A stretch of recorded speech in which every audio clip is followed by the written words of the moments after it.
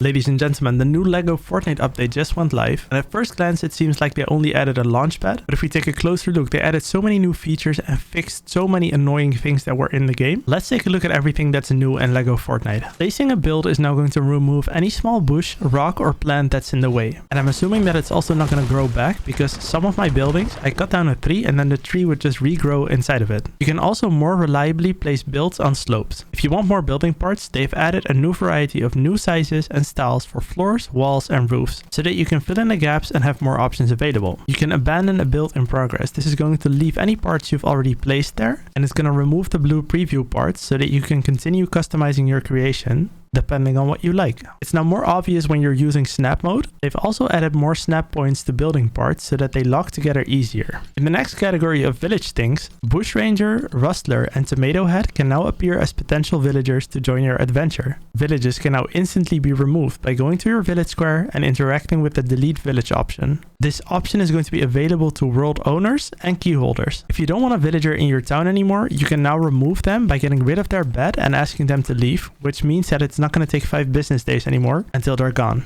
In the category of other stuff, chest rewards have been improved with better loot, especially those that you can find from fighting enemies and solving puzzles. Blasters have wandered out of their caves and can be found in the desert, making blast cores easier to obtain.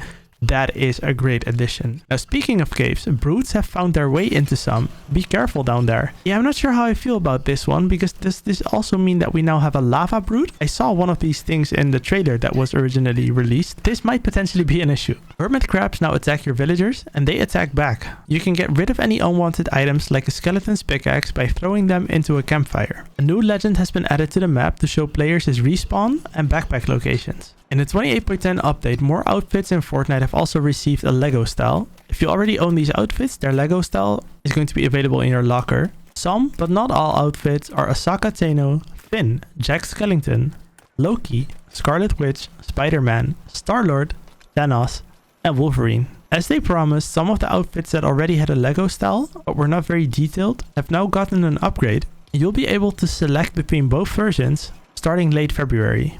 These are the outfits that received an update today. Cosmic Infinity, Crusher, X, FFC Sparkplug, Kari, Love Ranger, Scully, Snowfoot, and Stoneheart. If you want to know if your outfit is getting a higher detailed LEGO style in the future, you need to check your locker and see which one of your outfits have a hammer and wrench icon. And now for the major gameplay improvements, you can eat while moving.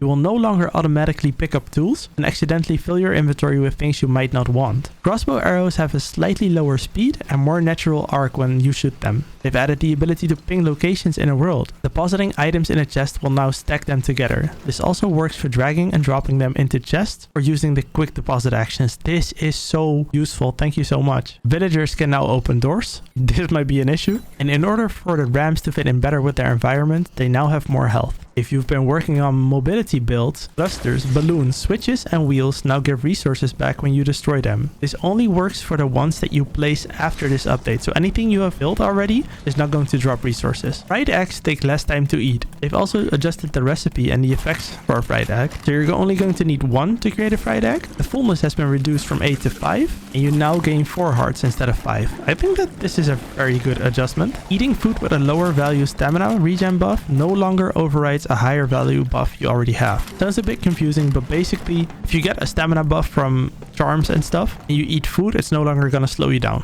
They fixed an issue where food wouldn't fill the correct amount of hunger while playing with a certain game languages. What? How was this even an issue? I never noticed this, but it's good that they fixed it. They fixed an issue where other players joining your world would spawn far away from everyone else, and also where players would sometimes spawn in or on their buildings. I can definitely confirm that this one has not been fixed, because the first time that I spawned in my world, I was under a building and I had to destroy some stuff to get out. You'll no longer spawn on top of a cave after exiting LEGO Fortnite inside of one. Interesting. The respawn button now works consistently. That's always useful.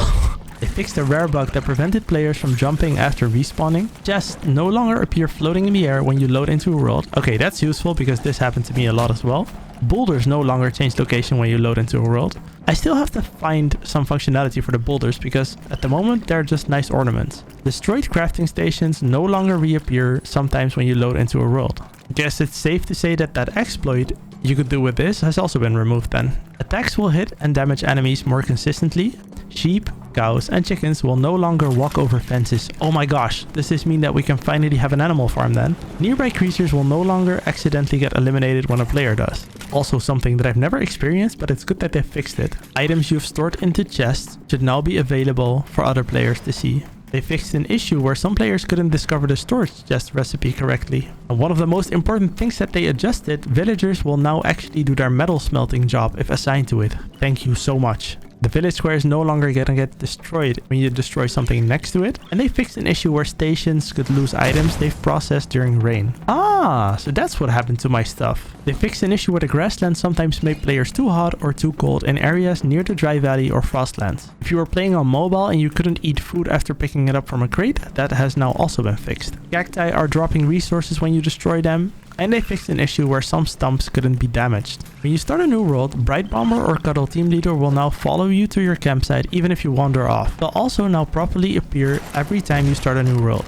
Another important thing here is that whenever you start a new world, you can now also enable PvP. For some reason, you're not able to do this on your current world, and I think that that's a huge miss. Hopefully they'll readjust this in a future update. Players are no longer launched too high when they jump attack on a geyser, and they fixed an issue where you sometimes couldn't sprint. This happened to me too. It was quite annoying. We have some stability and performance issues that were fixed. The frame rate is improved when looking at water. They added a message that says your world is closing and starting back up again when you leave and rejoin the world too quickly. Crashes aren't as likely anymore because they improved the stability of the service. And they fixed an issue where players could get stuck on the loading screen when loading into a world.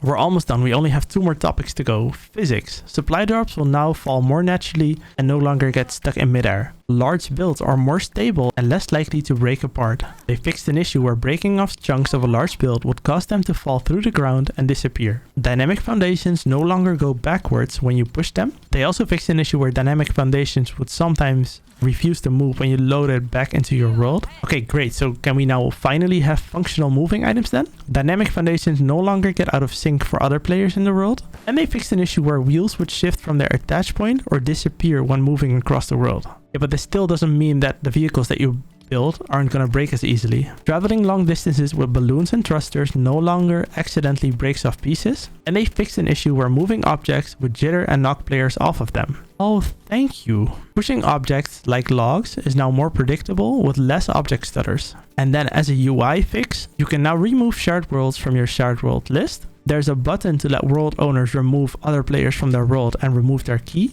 They've adjusted several UI screens on mobile to improve the layout and button sizes for touch controls, and they added more icons to the HUD on mobile for using specific items. The all items menu is now easier to get into in sandbox mode, and as a last note, they resolved the issue with the village UI sometimes showing the wrong village level. They're also saying that this is still just the beginning for LEGO Fortnite. We're listening to your requests for new features and items and mixing them in with our own plans for how LEGO Fortnite will continue to grow. We can't wait to see what you create next. As I said before, I really appreciate all the things that you've solved, but we're definitely gonna need some new content. Because waiting a month to get a Launchpad added, that's just not it. Anyway, let me know what you think about all of these updates, and I'll see you at the next one.